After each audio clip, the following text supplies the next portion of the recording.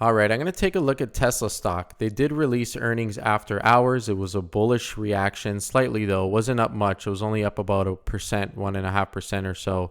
And it did hit 678 in the aftermarket.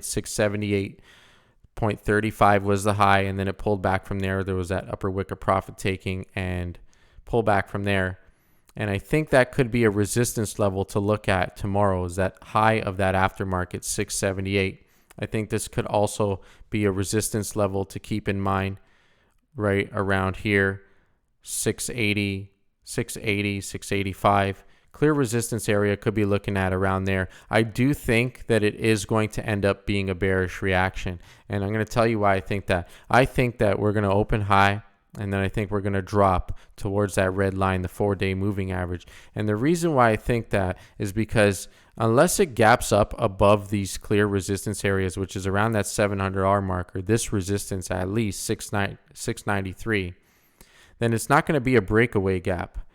This would be a gap, and then I think a big sell-off from there, because this is a clear resistance area. So unless the stock gaps up above these clear resistance areas, then it's really not showing much strength at all in the move. And if it was a decisive move, and if analysts and whoever else is really happy with the earnings, then it would gap up and break these resistance areas. So the fact that it closed the aftermarket at 664, that's not showing much strength on the earnings. The stock closed at 657. It wasn't even up $10. It was up only around 1% or so. That's not showing strength and confidence in the earnings, even if it was a beat based on what the analysts estimated. So I do think, based on these factors, based on the factor that it didn't show much strength in the aftermarket, that it set a clear resistance area and pull back in the aftermarket, that it's got these upper wicks of profit taking at these levels up here, that it's not gapping up above these clear resistance areas, and that we still have this clear resistance area, which we did appear to close right around on today. So I think we could end up dropping right back below that level, because it is a very clear level that a lot of traders have been looking at. So I think a little bit of a fake out tomorrow, gap up, and then sell off. That's my opinion. Now, obviously, it's possible that it gaps up and then runs and passes these resistances. I don't think it's going to gap up higher than the price that it set in the aftermarket of 678, because it did pull back and show some weakness.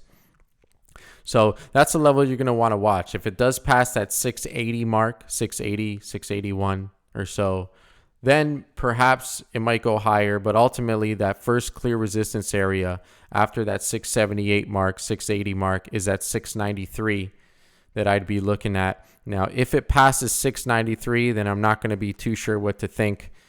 I might be thinking that maybe it is a breakaway gap at that point.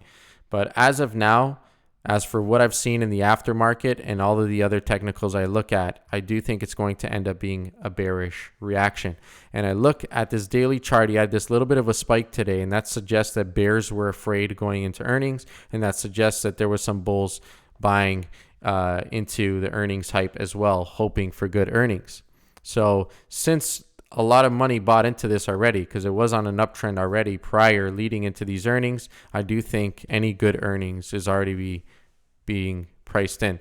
And the thing is, in regards to the earnings, a lot of people think they're good, because they beat analyst estimates. But there was a few things that I took note of, and one was that they're delaying their semi-truck production.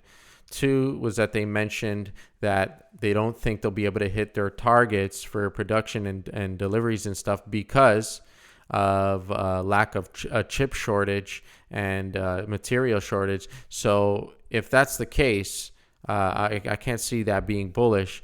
And also, I think their expenses are going to go up a lot because now they're working on all these new factories that they're building. So that's going to increase their expenses. That's going to decrease their profit margins. And lastly, was that I noticed that they produced 206,000 vehicles this quarter, and they only delivered 201,000 vehicles. And typically, they produce, typically they're delivering around as much as they produce. But now there's a 5,000 vehicle extras that they produced and didn't deliver yet. Now, I don't know if that means anything for sure, but I would think that they're getting to the point of saturation where they're already selling a lot of cars. How much more demand is there? Are they growing as fast as they were growing before? Last quarter, I think it was around 186,000 vehicles or whatnot. This quarter is 202,000. Is this growth enough to justify what the stock price is today? Now, I admit I have a bit of a bearish bias on Tesla. I think the stock is very overpriced. And I think in terms of the auto industry as a whole, the gross margins in the auto industry, they're too low.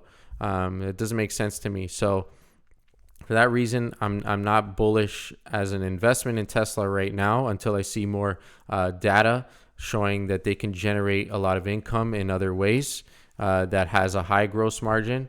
But right now, in terms of their auto margins, in terms of their profits and stuff, I think the stock is too overpriced. Even though the PE ratio went down a lot, it went down to 350 apparently. That's still a very high PE ratio. And their competition is heating up. But I'm not here to even talk about that, so I shouldn't be getting into that about my bias and whatnot. But overall, I do think what I said would happen might be the case tomorrow. So keep an eye on that resistance, 678, 693, and 680. Those are some clear resistance areas to look at tomorrow. And then, of course, that big $700 mark. If it can pass that $700 mark, my thesis might change. Okay, if it can pass that $700 mark. So bulls, can you do it? We shall see. I don't think so, but we shall see. I think we're still going to head towards the lower area of this triangle that I drew out, and then consolidate more until we decide direction, whether being bullish or bearish at that time, because I think the company needs more time to work its way into its valuation, and the market needs more time to assess the company to see if it should be worth more than what it's currently worth, which is around $600+ billion US, which is a lot of money for an automaker. So that's my thoughts. Thanks for watching, guys. Hope I don't sway your opinion or anything at all. Remember, always have your own opinions and your own thoughts when you decide any sort of investment. Don't listen to anybody else. You can take in what other people say, but at the end of the day, make your own decisions. Be patient. Don't be impulsive. Do your own research, and that's all. Thanks for watching, guys. Remember to have a good night, and remember to like, comment, subscribe, share, and please press that like button. I appreciate it so much. Thank you.